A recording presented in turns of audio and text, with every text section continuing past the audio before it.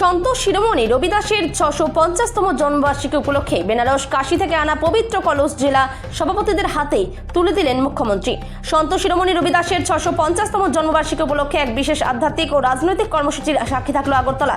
বেনারসের কাশী, যা সন্ত রবিদাসের জন্মভিটা হিসেবে পরিচিত, সেখান থেকে সংগৃহীত পবিত্র মাটি ও কলস আজ ত্রিপুরা প্রদেশ বিজেপির সকল জেলা সভাপতিদের হাতে তুলে দেন ত্রিপুরার মুখ্যমন্ত্রী ডাক্তার মানিক সাহা।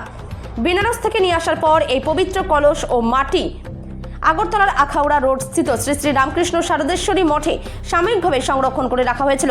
আজ সেখান থেকেই এই এক আনুষ্ঠানিক কর্মসূচির মাধ্যমে মুখ্যমন্ত্রী জেলা সভাপতিদের হাতে এই কলস তুলে দেন। এই পবিত্র মাটি ও কলস রাজ্যের প্রতিটি কোণায় পৌঁছে দেওয়া হবে বলে সংবাদ মাধ্যমের মুখোমুখি হয়ে জানিয়েছেন মুখ্যমন্ত্রী ডাক্তার মানিক সাহা।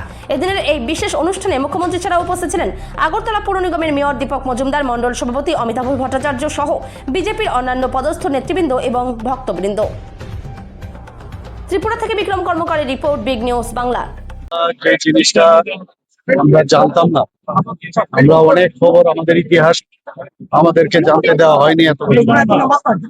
আমাদের মাননীয় প্রধানমন্ত্রী শ্রী নরেন্দ্র মোদীজি যখন আমাদের দেশের প্রধানমন্ত্রীর দায়িত্ব নেন, আমরা দেখতে পাচ্ছি প্রতিনিয়ত যারা এই দেশের জন্য কাজ করে গেছেন তাদের সম্পর্কে নতুন ভাবে আমাদের সমস্ত সমাজের কাছে তাদের প্রেজেন্টেশন করাচ্ছেন। আমরাও জ্ঞান বৃদ্ধি হচ্ছে, আমাদের মানুষকে আমরা জানাতে পারছি। আমরা সবাই জানেন যে এর আগেও আমরা এই বিষয়ে আমাদের পার্টি অফিসেও আপনারা এসেছিলেন যে সন্ত গুরু রবিদাসজির যে 650 বছর পূর্তি উপলক্ষে আমরা বিভিন্ন কার্যক্রম আমাদের পার্টির থেকে নিয়েছি। মেইন উদ্দেশ্য কি? মেইন উদ্দেশ্য হচ্ছে যিনি এই সামাজিক ন্যায়ের জন্য এবং যিনি এই জাতপাতের ঊর্ধ্বে উঠে গিয়ে যেভাবে কাজ করেছেন, একজন সমাজ সংস্কারক হিসেবে, কবি হিসাবে এবং আধ্যাত্মিক দিক দিয়ে এত উন্নত মানের একজন ব্যক্তি ছিলেন, যার সম্পর্কে আমরা অনেকে জানি না।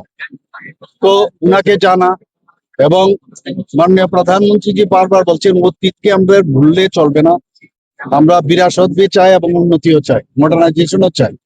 কিন্তু যারা এত সুন্দর কাজ করেছেন, আজকে উনি বারবার উনার সম্পর্কে আজকে আমরা যদি কথা বলি, উনার যে জন্ম আমরা সবাই জানি যে তৎকালীন সময়ে উনার যারা চর্ম ব্যবসায় জড়িত ছিল, চর্ম কাজে যুক্ত ছিল, ওই ফ্যামিলির মধ্যে উনার চর্মকার হিসাবে উনি জন্মগ্রহণ করেছিলেন।